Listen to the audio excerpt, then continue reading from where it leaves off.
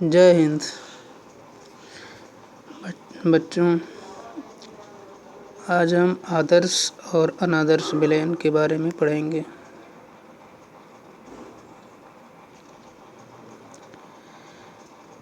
आदर्श विलयन के बारे में जानने से पहले ये जान लेना है कि राउल्ट का नियम क्या होता है। तो राउल्ट का नियम होता है कि किसी निश्चित ताप पर किसी अवाष्पशील विलययुक्त विलयन का वाष्प दाब उसमें उपस्थित विलायक के मोल प्रभाज के समानुपाती होता है। इसको अच्छे से हमने इसके पीछे पहले वाले वीडियो में बताया है। तो अब देखो, आदर्श विलयन वह विलयन होते हैं जो सभी सांद्रताओं पर राउल्ट के नियम का पालन करते हैं। और आदर्श विलयन के दो अन्य मुख्य गुण भी होते हैं। वो क्या होते हैं? पहला कि मिश्रण बनाने के लिए अगर जो अवयव है शुद्ध अवयव को मिश्रित करने पर उनका एंथैल्पी परिवर्तन और आयतन परिवर्तन शून्य होता है। मिश्रण जब बनाया जाएगा तो जो विलयन बनाया जाएगा उसमें कम से कम दो चीज़ें होंगी। अगर एक A है दूसरा B है तो आदर्श विलयन के दो मुख्य गुण क्या होते हैं कि इसको जब बनाया जाएगा विलयन को तो उसका जो एंथैल्पी परिवर्तन है शून्य होगा। एंथैल्पी परिवर्तन यानी delta H is equal to 0। इसका मतलब कि ना तो कोई ऊष्मा अवशोषित करेगा और ना ही कोई ऊष्मा उत्सर्जित करेगा। जैसे कि चूने को अगर हम पानी में डालते हैं तो ऊष्मा का उत्सर्जन होता है और इसका मतलब कि उसका पहले टेम्परेचर कुछ और था। चूने को जब पानी में मिलाया गया तो जो विलयन बना अब टेम्परेचर कुछ और हो गया, मतलब कि एंथैल्पी परिवर्तन हुआ। एंथैल्पी का मतलब होता है पदार्थ की अंतर्निहित पूर्ण ऊष्मा को ही हम एंथैल्पी कहते हैं। अब तो आदर्श विलयन का पहला गुण तो ये है कि विलयन बनाने पर उसका एंथैल्पी परिवर्तन शून्य होता है। दूसरा गुण ये है कि delta V is equal to 0, यानी कि आयतन परिवर्तन भी शून्य होगा। आयतन भी जितना है उतना ही रहेगा, बदलेगा नहीं। इसका मतलब ये हुआ कि अवयवों को मिश्रित करने पर ना तो ऊष्मा का उत्सर्जन ना तो अवशोषण होगा और उनको मिश्रित करने पर विलयन का जो आयतन होगा वो दोनों अवयवों के आयतन के योग के बराबर होगा। विलयन में जिस अवयव को मिलाया गया है उन अवयवों के आयतन के योग के बराबर होगा। यह है आदर्श विलयन का गुण। अब देखो, आणविक स्तर पर विलयन के आदर्श व्यवहार को A व B के अध्ययन द्वारा समझा जा सकता है। जैसे A व B क्या है? दो अवयव हैं। शुद्ध अवयव में अंतर आणविक आकर्षण बल की अन्योन्य क्रिया AA और BB प्रकार की होती है। जबकि अगर उसी को, जैसे कि अगर कोई विलयन है, कोई विलयन A है, कोई जो विलयन कह रहे हैं कोई अवयव A है तो इसके जो अणु होंगे वो उनके बीच का अंतर आणविक जो बल होगा वो AA टाइप का होगा। अगर कोई विलयन B है, मतलब कोई अवयव B है तो इनका BB होगा, अंतर आणविक जो आकर्षण बल होगा। लेकिन अगर इन दोनों को मिला दिया जाए और मिलाकर विलयन बना दिया जाए तो यदि इन दोनों को मिलाया जाए और मिलाकर विलयन बना दिया जाए, द्विअंगी विलयन A और B अवयव को मिलाकर द्विअंगी विलयन बनाया जाए तो इन दोनों में ए बी टाइप का भी अंतराणविक आकर्षण बल आ जाएगा। ए बी टाइप का क्यों? पहले एक बार इसको और समझ लो तब बताएं क्यों। देखो, शुद्ध अवयवों में अंतराणविक आकर्षण बल की अन्योन्य क्रियाएं ए और बी प्रकार की होती हैं, जबकि द्विअंगी विलयनों में अन्योन्य क्रियाओं के अतिरिक्त ए बी प्रकार की, मतलब जो ए और बी प्रकार की है, इनके अलावा ए बी प्रकार की भी अन्योन्य क्रिया उपस्थित होती है रहेगी, क्योंकि उसमें जब विलयन में ए और बी को मिलाया जाएगा तो दोनों मिल जाएंगे, तो ए बी प्रकार की भी उपस्थित हो जाएगी। अब देखिए, यदि ए व बी के बीच अंतराणविक आकर्षण बल ए बी के बराबर है तो वह विलयन जो है वह आदर्श विलयन कहलाएगा।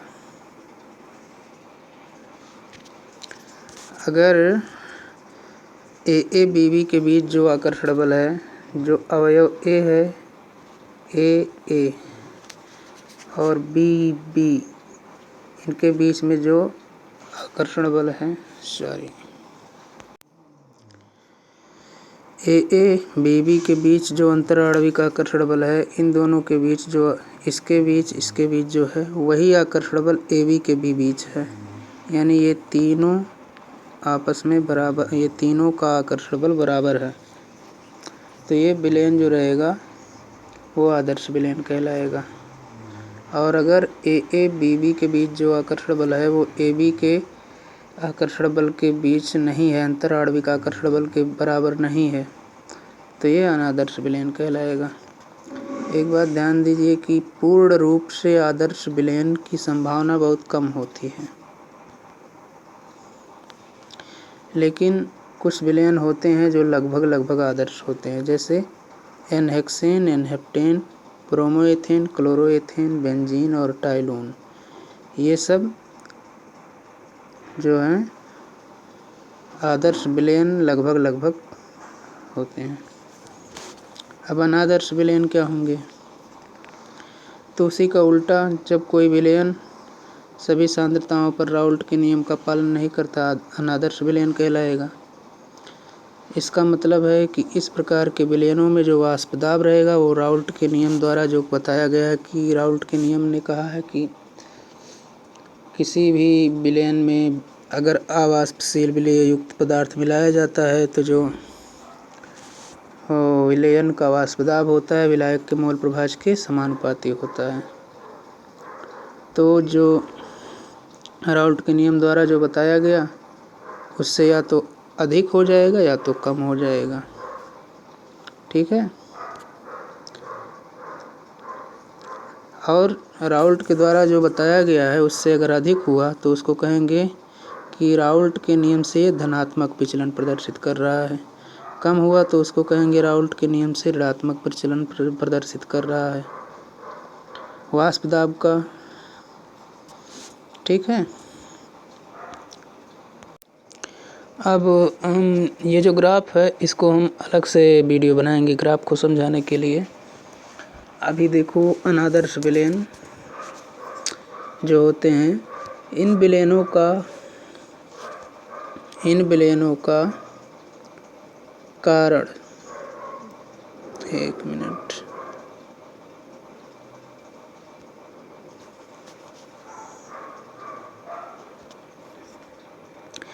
इन विलयनों का कारण आणविक स्तर पर इन विचलन, मतलब कि राउल्ट के नियम से जब अधिक बताएगा वाष्प दाब तो उसको धनात्मक विचलन, कम बताएगा तो उसको ऋणात्मक विचलन।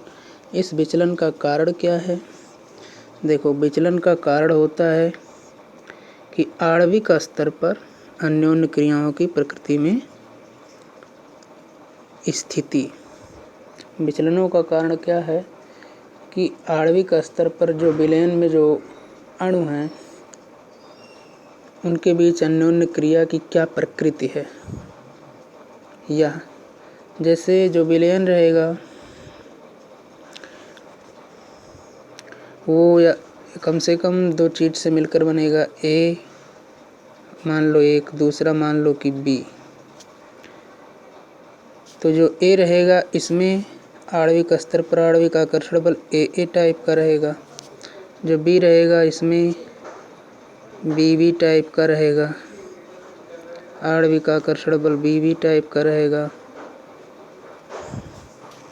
दोनों को मिला देंगे तो एक और टाइप बन जाएगा आणविक स्तर पर, जो कि ए बी हो जाएगा। ए बी टाइप का हो जाएगा। अब देखो, अगर जो ए बी के बीच अंतर आणविक आकर्षण बल है ए बी की, वो ए अथवा बी की अन्योन्य क्रियाओं की तुलना में कमज़ोर है, यानी इसके बीच में जो आकर्षण बल है वो इन दोनों की तुलना में कमज़ोर है। तो इसका मतलब ये होगा कि वो धनात्मक विचलन प्रदर्शित करेगा। क्या होगा? क्यों? क्योंकि अगर कोई विलयन है उसमें ए और बी दो टाइप के बनाए गए ए बी, तो अगर जो एक विलेय है, मान लो ए विलायक है ए, तो उसके अणु के बीच में ए टाइप का अंतराणविक बल है बी के बी टाइप का, और जब विलयन बनेगा तो एक ए बी टाइप का हो जाएगा। ए बी वाला अगर कमज़ोर होगा तो उसका वाष्प दाब धनात्मक विचलन प्रदर्शित करेगा। क्यों धनात्मक? क्योंकि कमज़ोर होगा तो आसानी से उसके ऊपरी परत का अणु पलायन कर जाएगा, यानी बाहर निकल जाएगा। तो यही यहाँ पर बताया गया है कि जब विलेय और विलायक अणुओं की तुलना में कमज़ोर होते हैं, जब विलायक अणुओं के मध्य, यहाँ देख लो एक बार फिर से अंडरलाइन करके बता दे रहे हैं, जब विलायक अणुओं के मध्य अंतराणविक आकर्षण बल विलेय और विलायक अणुओं की तुलना में कमज़ोर होते हैं, तो कमज़ोर होते हैं, इसका मतलब इस प्रकार कमज़ोर होते हैं, तो इसका मतलब इस प्रकार से विलयनों में ए और बी की जो अणु शुद्ध अवयव की तुलना में अधिक आसानी से पलायन कर सकते हैं। परिणाम स्वरूप वाष्प दाब में वृद्धि हो जाती है, जिससे धनात्मक विचलन कहते हैं।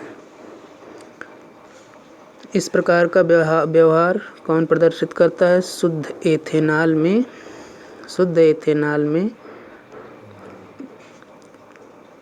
अणुओं के मध्य में जब हाइड्रोजन बंद होते हैं, यानी कि यह प्रदर्शित एथेनॉल व एसीटोन के मिश्रण इस प्रकार का विचलन प्रदर्शित करते हैं। कौन? एथेनॉल और एसीटोन के मिश्रण इस प्रकार का व्यवहार दर्शाते हैं, क्योंकि शुद्ध एथेनॉल के बीच में हाइड्रोजन बंद है, अणुओं के मध्य हाइड्रोजन बंद होते हैं, और इसमें एसीटोन मिलाने पर उसके भी अणु आ जाते हैं और बीच से टूट जाता है, कमज़ोर हो जाते हैं, तो आसानी से पलायन कर जाते हैं। और एक और विलयन है, कार्बन डाइसल्फाइड को जब एसीटोन में मिलाया जाता है तो जो विलायक के अणु हैं वो उनके बीच में भी जो बंध बनता है वो विलेय या विलायक के अणुओं के बीच में जो बंध है उससे कमज़ोर होता है, तो भी धनात्मक विचलन दर्शाता है। अब थोड़ा सा और देख लो क्या,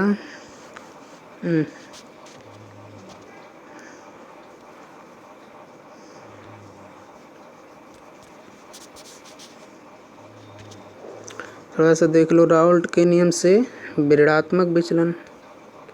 राउल्ट के नियम से ऋणात्मक विचलन, इस स्थिति में क्या होगा? तो इससे उसका उल्टा होगा। इस स्थिति में विलेय के अणुओं के बीच में जो बल लगेगा अंतराणविक, और विलायक अणुओं के बीच में जो अंतराणविक बल लगेगा, वो विलेय और विलायक के अंतराणविक अणुओं के बीच में अंतराणविक जो बल रहेगा उससे मजबूत होगा। पहले क्या था? कमज़ोर था। जब मजबूत होगा तो वाष्प दाब जो होगा कम हो जाएगा, तो ये ऋणात्मक विचलन प्रदर्शित करेगा।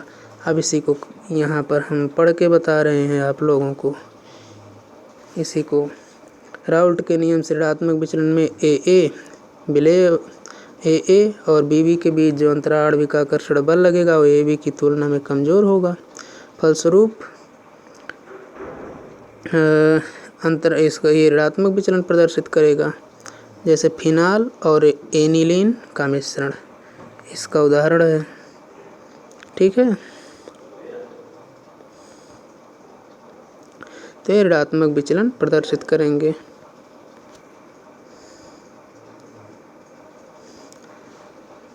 अब यहाँ पर जो उदाहरण बताए हैं कि कौन ऋणात्मक विचलन प्रदर्शित करता है, कौन धनात्मक विचलन, उसको उदाहरण को याद कर लेना है आप लोगों को। अब आगे देखो ये क्या बता रहा है, इसको हम बता दें। ये क्या है, कुछ जो द्रव होते हैं उनको मिश्रित करने पर स्थिर क्वाथी बनते हैं। ऐसे द्विघटकीय मिश्रण द्रव वाष्प प्रावस्था में संगठन समान होता है या एक स्थिर ताप पर उबलते हैं। देखो स्थिर क्वाथी का मतलब, क्वाथी मतलब देखो क्वथनांक का मतलब होता है जिस ताप पर द्रव उबलने लगता है, वाष्प में बदलने लगता है, उसको क्वथनांक कहते हैं। स्थिर क्वाथी मतलब कि उसका क्वथनांक फिक्स है कि इसी ताप पर वो उबलेगा। तो कुछ द्रव जो मिश्रित करने पर स्थिर क्वाथी बनाते हैं, यानी विलयन जो बनता है स्थिर क्वाथी बनाते हैं। ऐसे द्विघटकीय मिश्रण जिनका द्रव व वाष्प प्रावस्था में संगठन समान होता है तथा यह एक स्थिर ताप पर उबलते हैं, ऐसे प्रकरणों में घटकों को प्रभाजी आसवन द्वारा अलग नहीं किया जा सकता।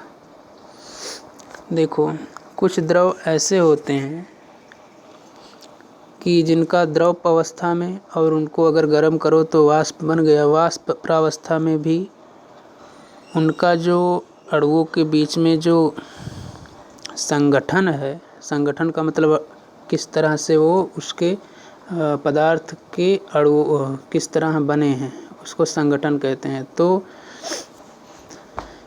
जो उनका द्रव अवस्था और वाष्प अवस्था दोनों प्रावस्थाओं में उनके अणुओं का संगठन समान होता है। ठीक है, तो ये एक स्थिर ताप पर उबलते हैं, इसी को स्थिर क्वाथी कहते हैं। स्थिर क्वाथी दो प्रकार के, एक न्यूनतम स्थिर क्वथनांकी स्थिर क्वाथी और एक अधिकतम क्वथनांकी स्थिर क्वाथी कहते हैं। दो प्रकार के होते हैं। विलयन जो निश्चित संगठन पर राउल्ट नियम से अत्यधिक धनात्मक विचलन प्रदर्शित करते हैं, वे न्यूनतम क्वथनांकी स्थिर क्वाथी बनाते हैं। वे विलयन जो एक निश्चित संगठन पर राउल्ट के नियम से अत्यधिक धनात्मक विचलन प्रदर्शित करेंगे वो न्यूनतम क्वथनांकी स्थिर क्वाथी बनाते हैं। जैसे उदाहरण के लिए शर्कराओं के किण्वन से जो एथेनॉल व जल का मिश्रण, शर्कराओं के किण्वन से प्राप्त एथेनॉल व जल का मिश्रण प्रभाजी आसवन द्वारा जो विलयन देता है उसमें आयतन के आधार पर लगभग 95 डिग्री तक एथेनॉल होती है। एक बार संगठन प्राप्त कर लेने के बाद, जो कि स्थिर क्वाथी संगठन है, द्रव व वाष्प का संगठन समान हो जाता है, आगे पृथक्करण नहीं होता। जैसा कि बताया ही गया है कि इनको प्रभाजी आसवन द्वारा अलग नहीं किया जा सकता। अब देखो वह विलयन जो राउल्ट के नियम से बहुत अधिक ऋणात्मक विचलन प्रदर्शित करते हैं, दर्शाते हैं, वे एक विशिष्ट संगठन पर अधिकतम क्वथनांकी स्थिर क्वाथी बनाते हैं। जैसे नाइट्रिक अम्ल एवं जल का मिश्रण इस प्रकार के स्थिर क्वाथी का उदाहरण है। नाइट्रिक अम्ल और जल का मिश्रण इस स्थिर क्वाथी के संगठन में लगभग 68% नाइट्रिक अम्ल और 32% जल का द्रव्यमान होता है, जिसका क्वथनांक 393.5 केल्विन होता है। इसके बारे में ठीक ना आए तो आप लोग, जो समझ में ना आए हमारे बताने पर, उस टॉपिक को आप लोग लिख के सेंड करिए, हम फिर से उसको समझा देंगे। यहाँ पर हम तो यही समझते हैं जो बता रहे हैं वो आप लोगों को समझ में आ रहा है। अब हम अणुसंख्य गुणधर्म और आणविक द्रव्यमान की गणना कैसे करेंगे इसके बारे में पढ़ेंगे। तो हम लोगों ने पहले ही जाना, जो कि राउट ने बताया था, कि जब एक अवाष्पशील विलेय विलायक में डाला जाता है तो विलयन का वाष्प दाब घटता है, क्योंकि राउट ने बताया था और हम भी बताए थे कि वाष्प दाब अगर शुद्ध विलायक है तो उसका अधिक होगा, उसमें कुछ अगर मिलाया जाएगा विलेय जो कि अवाष्पशील है तो उसका विलयन का वाष्प दाब कम होगा। क्यों कम होगा ये भी बताए थे। तो अवाष्पशील विलेय विलायक में डाला जाएगा, उसका वाष्प दाब घटेगा। विलयन के कई गुण वाष्प दाब के अवनमन से संबंधित हैं। देखो, विलयन जो है उसके एक ही गुण वाष्प दाब के घटने में भूमिका नहीं निभाते, बल्कि उसके कई गुण हैं जो कि उस विलयन के कई गुण हैं जो कि वाष्प दाब के घटने में अपनी भूमिका निभाते हैं। पहला गुण क्या है? विलायक के वाष्प दाब का आपेक्षिक अवनमन। विलायक के वाष्प दाब का आपेक्षिक अवनमन। दूसरा क्या है? वाष्प दाब का आपेक्षिक अवनमन का मतलब जितना विलेय मिलाया जाएगा उसी के आपेक्ष, उसी के अनुपात में विलायक का वाष्प दाब भी कम होगा, उसके मोल प्रभाज के अनुपात में, मोलांश के अनुपात में। दूसरा है कि विलायक के हिमांक का अवनमन। जब विलायक के में अशुद्धि मिल जाएगी तो उसका हिमांक भी कम हो जाएगा। तीसरी बात है विलायक के क्वथनांक का उन्नयन। कहने का मतलब ये है, अगर शुद्ध विलायक है तो उसका क्वथनांक ज़्यादा। देखो, क्वथनांक का मतलब है वो शुद्ध विलायक है, उसमें विलेय नहीं मिलाया गया है, तो उसका क्वथनांक जो रहेगा वो जल्दी ही गर्म हो जाएगा, यानी जल्दी ही उबलने लगेगा और वाष्प बनने लगेगा।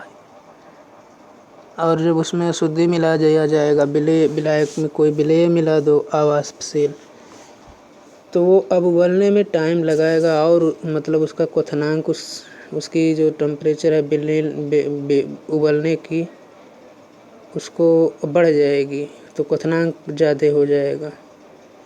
हिमांक का मतलब जिस पर वो हिम के रूप में परिवर्तन हो जाए, जिस बिंदु पर, मतलब जिस टेम्परेचर पर, जिस ताप पर वो हिम के रूप में, हिम का मतलब बर्फ़ के रूप में बदलना शुरू करे, जिस ताप पर, उसको हिमांक कहते हैं। तो हिमांक भी कम हो जाता है, हिमांक कम हो जाता है, क्वथनांक ज़्यादा हो जाता है।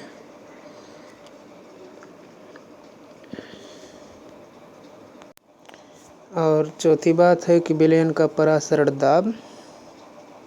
जो विलयन का परासरण दाब है, तो ये जो चारों गुण हैं ये सब जो हैं वाष्प दाब के घटने में अपनी अपनी भूमिका निभाते हैं। तो ये सभी गुण विलयन में उपस्थित कुल कणों की संख्या, ये सभी गुण विलयन में उपस्थित कुल कणों की संख्या तथा विलेय के कणों की संख्या के अनुपात पर निर्भर करते हैं, न कि विलेय के कणों की प्रकृति पर। कौन कौन गुण? जो ये चारों गुण हम ऊपर बताए हैं, ये सभी गुण किस पे निर्भर करते हैं? जो कि वाष्प दाब को घटने में अपनी अपनी भूमिका निभाते हैं। सभी के सभी गुण उस विलयन में जो उपस्थित कुल कण हैं, उस विलयन में उपस्थित कुल कणों की संख्या, यानी विलयन में कितने कण उपस्थित हैं, और विलेय के कणों की संख्या। देखो एक बात ये ध्यान से समझ लो, जो ऊपर हमने चारों गुण बताए हैं, ये चारों गुण जो हैं वो किस पर निर्भर करते हैं? तो जो विलयन है, विलयन में क्या होगा? विलेय और विलायक। तो विलयन के कुल कणों की संख्या, इसका मतलब क्या हो जाएगा? विलेय के कणों की संख्या प्लस विलायक के कणों की संख्या बराबर विलयन के कणों की संख्या। तो विलयन के कुल कणों की संख्या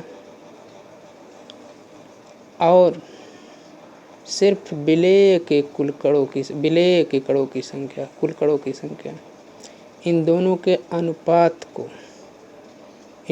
अनुपात पर निर्भर करते हैं। इन दोनों के अनुपात पर, यानी कि अगर सूत्र बनाया जाए तो क्या बनेगा? विलेय के कुल कणों की संख्या बटे विलयन के कुल कणों की संख्या। ये निर्भर करेगा इन चारों गुणों पर। ठीक, अब आगे बढ़ें। देखो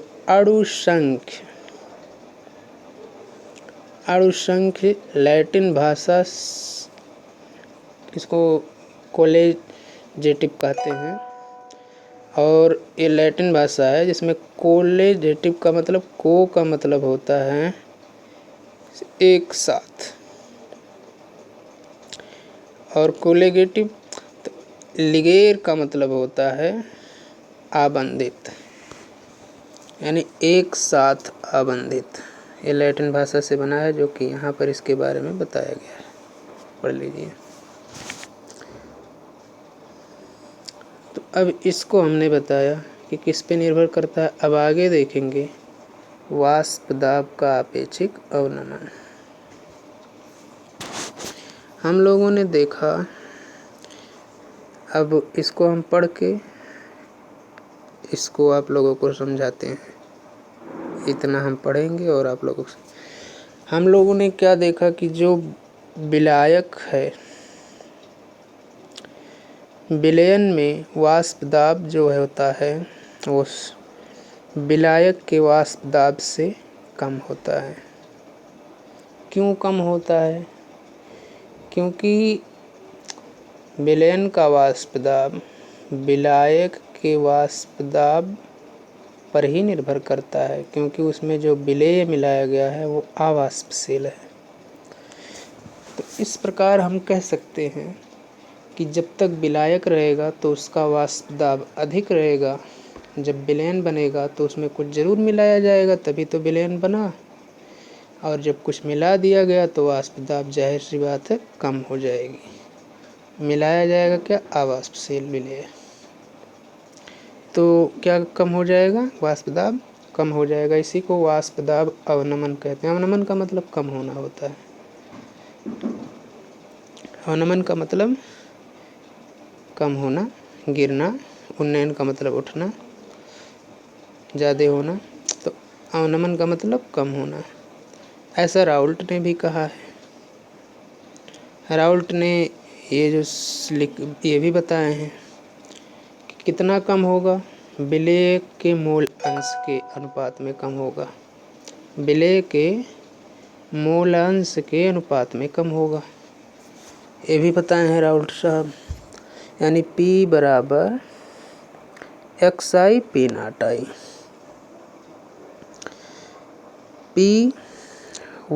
P1 बराबर XI P not I। P not क्या है? P नॉट 1 क्या है? P नॉट 1 है जो विलेय है, विलायक जो है उसका P01 क्या है? P01 है जो विलायक है उसका मैक्सिमम वाष्प दाब।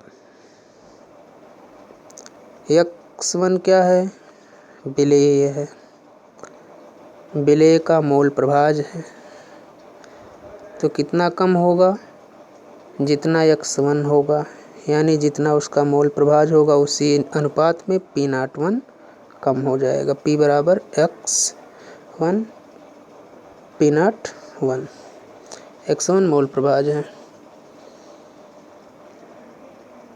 तो विलायक के वाष्प दाब में अवनमन डेल्टा P1 से हम इसको लिखेंगे, क्या होगा? डेल्टा P1 बराबर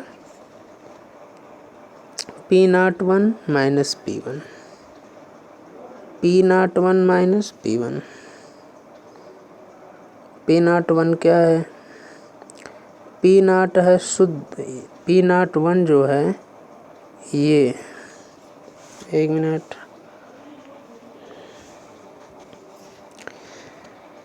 देखो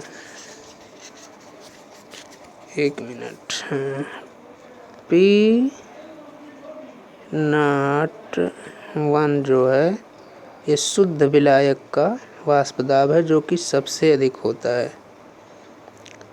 और P1 क्या है? P1 है विलयन का वाष्प दाब जो कि P01 से कम होता है। ठीक,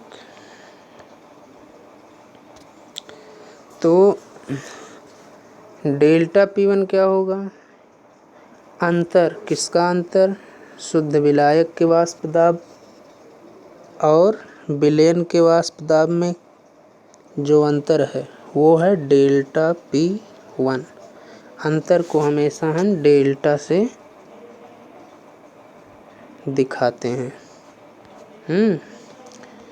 तो डेल्टा P1 क्या है? डेल्टा P1 है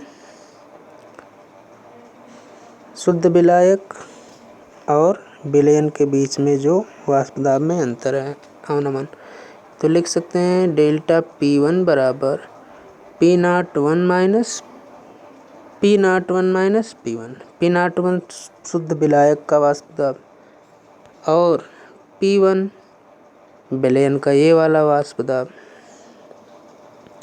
देखो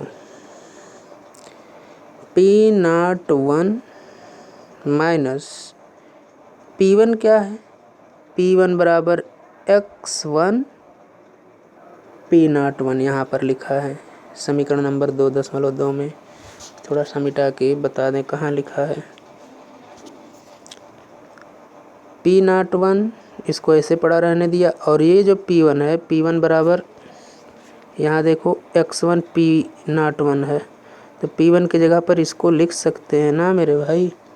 तो P1 की जगह पर हमने इसको रख दिया ना, यहाँ पे जो यहाँ P1 था इसकी जगह पर इसको रख दिया, तो ये बन गया P01 X1। अब देखो भैया एक बात देखो, यहाँ पे देखो इस जगह पे भी P01 है, ये यहाँ देखो जहाँ लाइन जा, इस जगह पे भी P01 है, दोनों जगह। अगर दोनों जगह P01 है तो हम P01 को कॉमन नहीं ले सकते हैं? बिल्कुल ले सकते हैं। तो हमने कॉमन लिया P01 को, तो जब P01 को कॉमन ले लेंगे, मान लो ऐसे यहाँ हम खुद ले रहे हैं, P01 को कॉमन ले लेंगे तो यहाँ बचेगा क्या ब्रैकेट में? P नहीं बचेगा, बचेगा 1 और माइनस यहाँ से भी P ये हट जाएगा तो यहाँ पर 1 हो जाएगा, क्योंकि 1 मल्टीप्लाई बाई P01 कर सकते हैं। और यहाँ से P1 गायब हो जाएगा तो सिर्फ और सिर्फ ये X बचेगा, X1 1 माइनस X1। इतनी बात समझ में आ गई। अब इसको मिटा के थोड़ा सा और बताते हैं।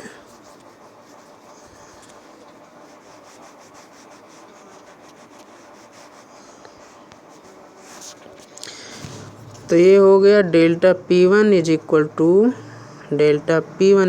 To P0 1 minus x1।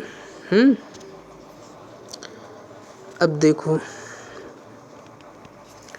हम इसके पिछले वीडियो में बताए हैं कि विलयन का मोल प्रभाज 1 होता है। इसमें दो अवयव हैं, दोनों का विलायक और विलेयक का मोल प्रभाज को जब जोड़ेंगे एक आएगा। यानी कि इसके पिछले वाले वीडियो में बताए हैं x1, ठीक है, प्लस में x2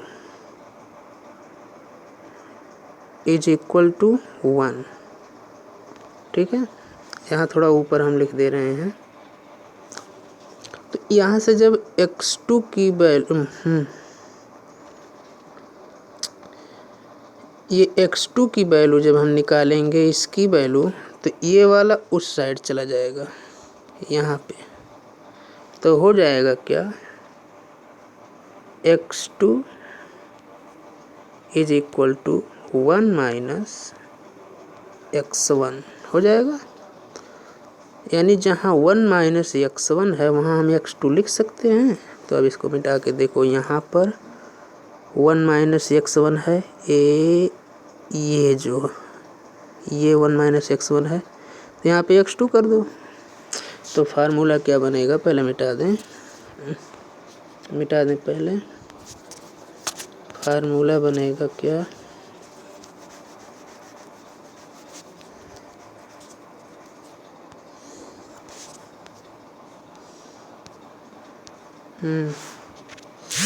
फार्मूला बनेगा क्या, जब यहाँ पर हम रख देंगे 1 माइनस x1 की जगह पर यहाँ पर रख देंगे क्या, x2 रख देंगे, तो बन जाएगा ये delta P1 is equal to x2, और 1 माइनस x1 जहाँ था वहाँ पर हमने x2 रख दिया, x2 और P01, ये बन जाएगा delta P1 is equal to x2 P01। अभी ये बात हो गई। अब देखो, जिस विलयन में, इसको हम थोड़ा सा बता रहे हैं इसे, जिस विलयन में कई अवाष्पशील विलय मिले हैं, जिस विलयन में एक ही वाष्पशील है उसकी तो हमने बताया। अगर मान लो विलायक है, विलयन है जो उसके जो विलायक में कई अवाष्पशील विलयन मिले हुए हैं, तो उसके वाष्प दाब का अवनमन जितने भी अवाष्पशील विलेय होंगे उन सभी अवाष्पशील विलेय के मोल अंश मतलब जो विलेय उसमें है उसका कितना मोल अंश उसमें मिला है, तो सभी विलेय के मोल अंश के योग के जोड़ के, ठीक है, सभी विलेय के मोल अंश के जोड़ पर निर्भर करेगा विलयन का वाष्प दाब में अवनमन। बात समझ में आई, आगे बढ़ें। देखो, एक बात समझो आप लोग, जो टॉपिक आप लोगों को ना समझ में आए उस टॉपिक का नाम लिख के व्हाट्सएप ग्रुप है उस पर सेंड करो, हम बताएंगे, उसको अलग से बताएंगे, क्योंकि हम यहाँ पर समझते हैं कि आप लोगों को हमारे द्वारा बताया गया बात समझ में आ रहा है। जाना समझ में आए कमेंट करो, बताओ। अच्छा, आगे देखो,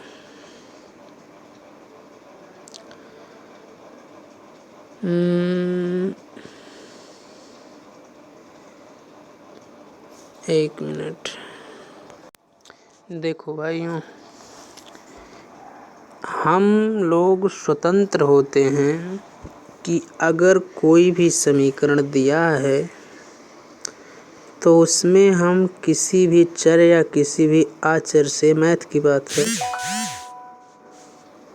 दोनों पक्ष में गुणा भाग जोड़ घटाना कुछ भी कर सकते हैं। तो यहाँ पर ये जो समीकरण दिया है, ये वाला समीकरण, ये समीकरण, इसके दोनों साइड में अगर हम P01 से भाग दे दे तो कोई प्रॉब्लम, P01 से भाग दे दें, इस साइड भी भाग दे दें। रुक जाओ 1 मिनट। हाँ, तो अगर इस वाले समीकरण में हम P01 से दोनों तरफ भाग दे देंगे तो देखो यहाँ हो जाएगा डेल्टा P1 अपान P01 ये, और यहाँ हो जाएगा x2 और P01 है ये है अपान P01। इस P01 से ये P01 ख़त्म हो जाएगा, बचेगा x2 is equal to delta P1 upon P01। x2 ये इतना बचेगा, x2 इज इक्वल टू, बस ये इतना बचेगा, x2 is equal to delta P1 upon P01। तो डेल्टा P1 क्या है, डेल्टा P1 क्या है, तो यहाँ देखो डेल्टा P1 ये है, डेल्टा P1 है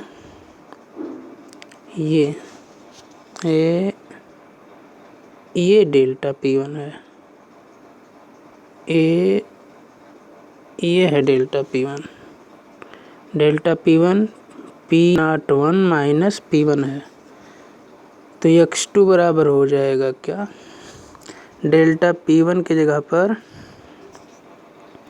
इसके जगह पर इसे हम रख देंगे, इसे इसके जगह पर इसे रख देंगे, ठीक है। तो x2 बराबर क्या हो जाएगा, x2 बराबर हो जाएगा, x2 बराबर हो जाएगा डेल्टा P1 जहाँ है, यहाँ डेल्टा P1 बचा है, यहाँ x2 बचा था, तो डेल्टा P1 की जगह पर रख देंगे ये P01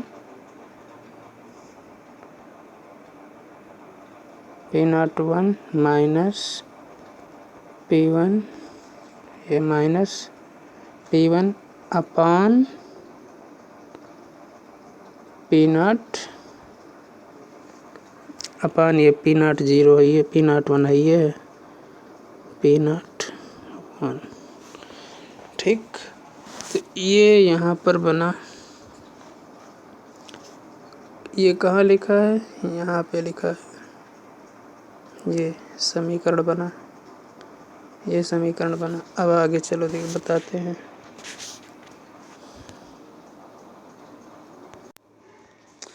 अब देखो बच्चों,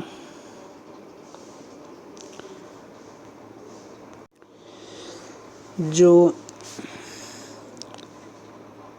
ये होता है, जो 1 मिनट, देखो बच्चों, जो ये है इसको कहते हैं वाष्प दाब का आपेक्षिक अवनमन। आपेक्षिक क्यों कहते हैं, क्योंकि विलयन का वाष्प दाब विलायक के वाष्प दाब के अनुपात में कितना कम हुआ है, इसी को दोनों का अनुपात है। ये विलयन का वाष्प दाब है ऊपर वाला, नीचे वाला शुद्ध विलायक का वाष्प दाब है, दोनों का अनुपात है, तो इसको आपेक्षिक कहेंगे। तो ये आपेक्षिक अवनमन है, ये निर्भर किस पर करता है, विलेय के मूल अंश पर निर्भर करता है। सर राउल्ट ने बताया है, किस पे निर्भर करता है, विलेय के मूल अंश पे। हाँ देखो, विलायक के मूल अंश को x1 अगर हम कहते हैं, तो विलेय के मूल अंश को x2 से लिखते हैं, किससे, x2 से। तो x2 पर न निर्भर करता है, x2 बराबर याद रखो विलयन में कितना मूल अंश है, ये x2 बराबर होता है n2 upon n1 plus n2। ये होता है। ये क्या है, विलयन में कितनी मात्रा में कितना मोल अंश विलेय का है, वो होता है N2। और ये विलेय और विलायक दोनों का मोल अंश का जोड़ है, यानी कि ये विलयन का, ये जो है ये विलयन का मोल अंश है और ये विलेय के मोल अंश का अनुपात है। N2 विलेय का मोल अंश है और N2 प्लस N1 विलयन का मोल अंश है, क्योंकि विलयन विलेय विलायक से मिलके बनता है। ये विलेय विलायक का मोल अंश है, विलयन विलायक का ये विलेय का ये मोल अंश, दोनों को जोड़ दिए हैं। तो इतनी बात समझो कि जो X2 है, X2 आपेक्षिक अवनमन वाष्प दाब का विलेय के मोल अंश के बराबर होता है। विलेय का मोल अंश X2 होता है। X2 बराबर क्या होता है, इसको याद रखो। X2 बराबर N2/N2 प्लस N1।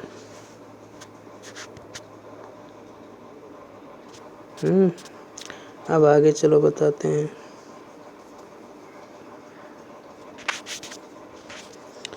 तो यहाँ पर X2 की जगह पर हम इसको रख सकते हैं ना, X2 की जगह पर हम N2 प्लस N1 रख सकते हैं। तो यहाँ पर रख दिया गया।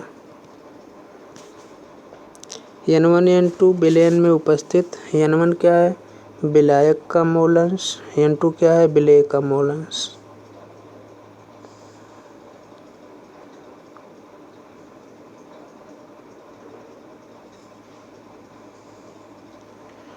अब एक बात और देखो, जो विलयन है उसमें विलेय बहुत कम मात्रा में अगर मिलाया गया है, यानी विलेय का मोल अंश बहुत कम है, यानी कि N2 जो है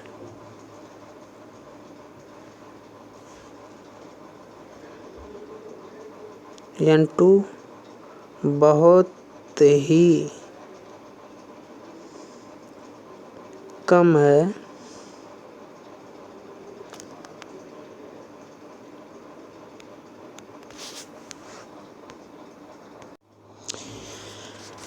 यानी कि N2 जो है विलयन में, विलायक में विलेय अत्यधिक कम मात्रा में मिलाया गया, उसका मोल अंश बहुत कम है, यानी N2 is very less. N2 is very less than N1। तो N2 को हर में हम छोड़ सकते हैं। अगर इसका मतलब कि अगर ये नगण्य के बराबर है, नगण्य है, तो इसको हम हर में से हटा सकते हैं N2 को। तो जब N2 को हर से हटा देंगे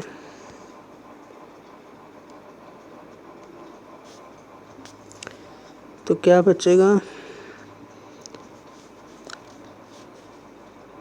बचेगा P01 minus P1 upon P01 is equal to N2 upon N1 plus N2 था। यहाँ पे देखो N2 upon N1 plus N2 था, तो N2 हट गया, तो N2 अपान N1 सिर्फ बचेगा। ये P01 minus P1 upon P01 और is equal to N2 upon N1, क्योंकि N2 हट गया। अब एक बात और सुनो,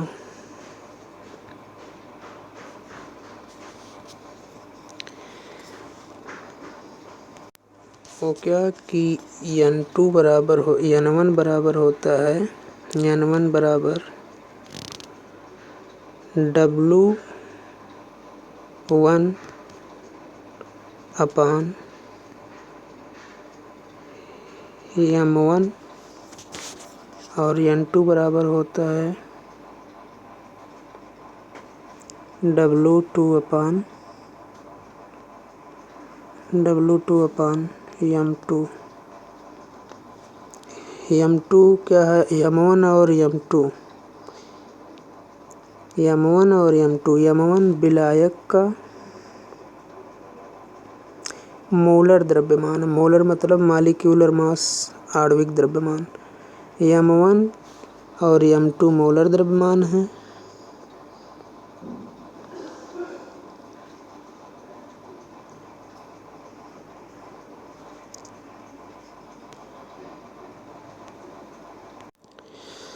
जबकि W1 और W2 वेट है। W1 और W2 वेट है ग्राम या किलोग्राम में। तो इसको अगर हम, ये N1 अपान N2 है, अगर ऐसे N1 अपान N2, तो ये क्या हो जाएगा, W1 अपान M1 और इतना पूरे के अपान W1 अपान M1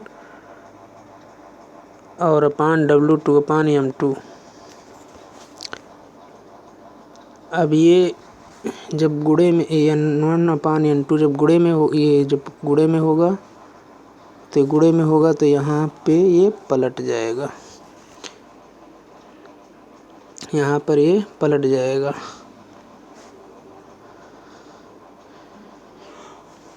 सॉरी, N1 अपान N2 नहीं है,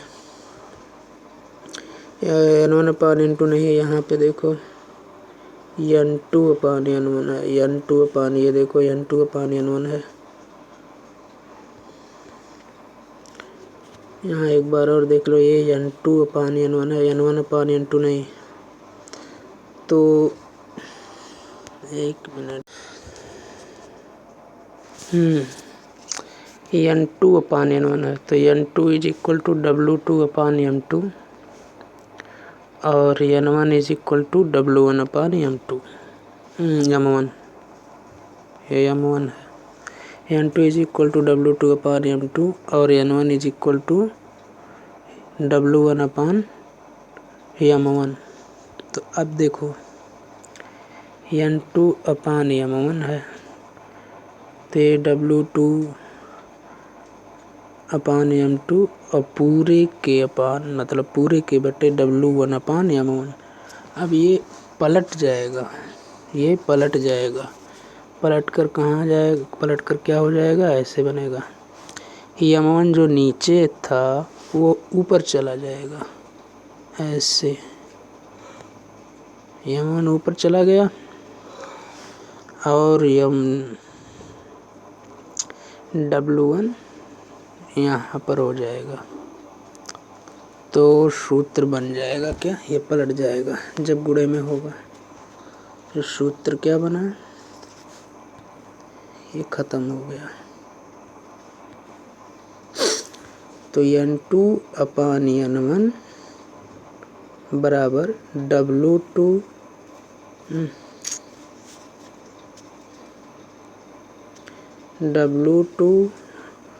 और गुणे M1 और पूरे के बटे M2 गुणे W1, ये बन गया।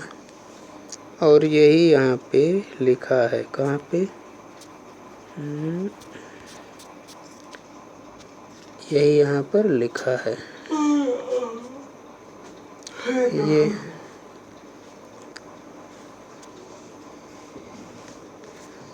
अब एक बार और देख लो फिर से।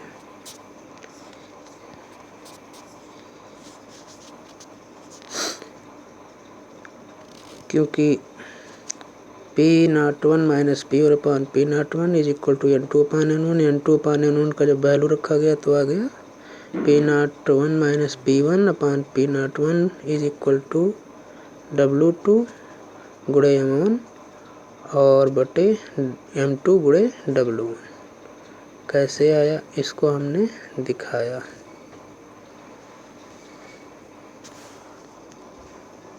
इस सूत्र से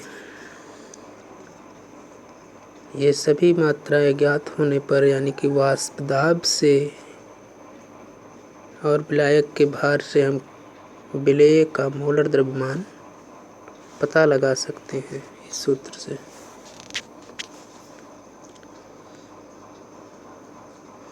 विलेय के मोलर द्रव्यमान के बारे में कैलकुलेशन किया जा सकता है।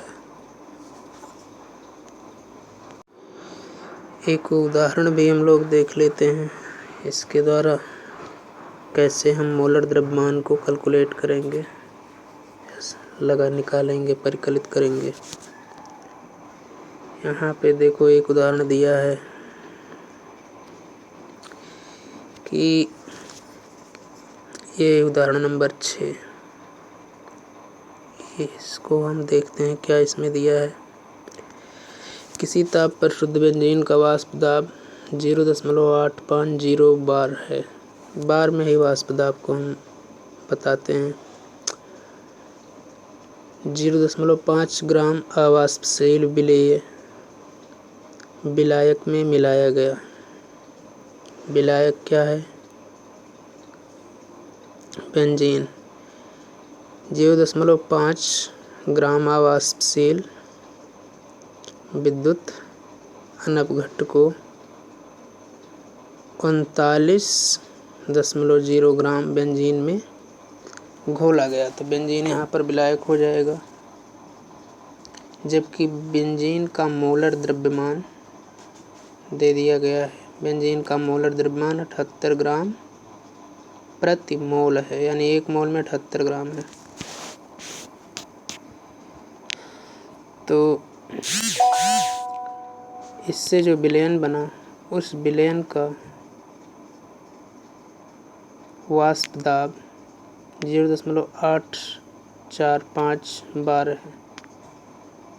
तो विलेय का मोलर द्रव्यमान क्या है? ठोस का मोलर द्रव्यमान क्या है जिसको मिलाया गया है? तो यहाँ पे वाष्प दाब दिया है शुद्ध बेंजीन का, और शुद्ध बेंजीन विलायक है क्योंकि उसी में घोला गया है। शुद्ध बेंजीन का वाष्प दाब 0.85 बार है, यानी कि P0 बराबर 0.85 बार।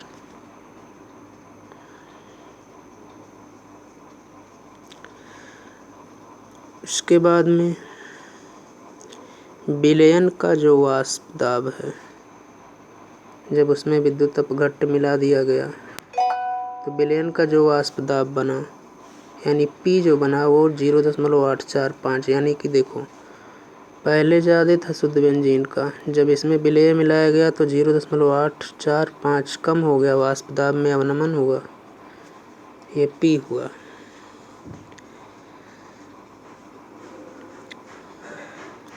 विलयन का मोलर द्रव्यमान क्या है? विलायक का मोलर द्रव्यमान 78 ग्राम प्रति मोल है। तो यह मान बराबर 78 ग्राम प्रति मोल हो गया। यह मान बराबर 78 ग्राम प्रति मोल हो गया।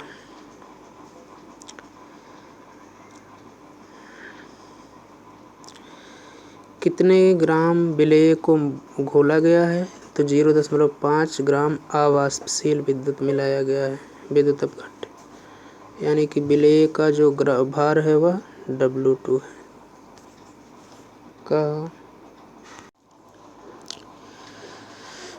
जबकि विलायक का भार यानी वेट 39 ग्राम है। यहाँ पर दिया है 39 ग्राम बेंजीन, 39 ग्राम, W2 बराबर 39 ग्राम है।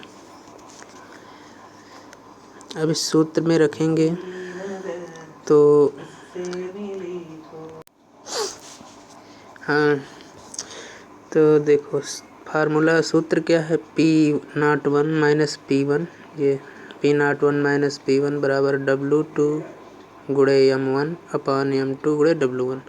अब यहाँ पर M2 के अलावा सभी के मान हमको मिल गए हैं, प्राप्त हो गए हैं। यहाँ पर P1 यहाँ पर है, P यहाँ है, M1 ये है, W2 ये है, W1 ये है, सिर्फ M2 पता नहीं है। सब को हम इस सूत्र में रख दिए, M2 को बचा सिर्फ, इसको कैलकुलेट करेंगे तो M2 का मान आ जाएगा 170 ग्राम। इस तरह से भार और वाष्प दाब के गणितीय परिकलन से हम जो है विलेय के मोलर द्रव्यमान को पता लगा सकते हैं, कर सकते हैं। अब इसके अगले वीडियो में हम लोग क्वथनांक का उन्नयन पढ़ेंगे। क्वथनांक का उन्नयन। आज और इस वीडियो में इतना ही। अब आप लोग हमें इजाज़त दीजिए और चैनल को सब्सक्राइब कर लीजिए। पढ़िए, जो डाउट आए उसको कमेंट करिए, दोबारा हम बताएंगे। धन्यवाद। आप लोग सब्सक्राइब करेंगे तो हम और बेहतर की कोशिश करेंगे। धन्यवाद। जय हिंद।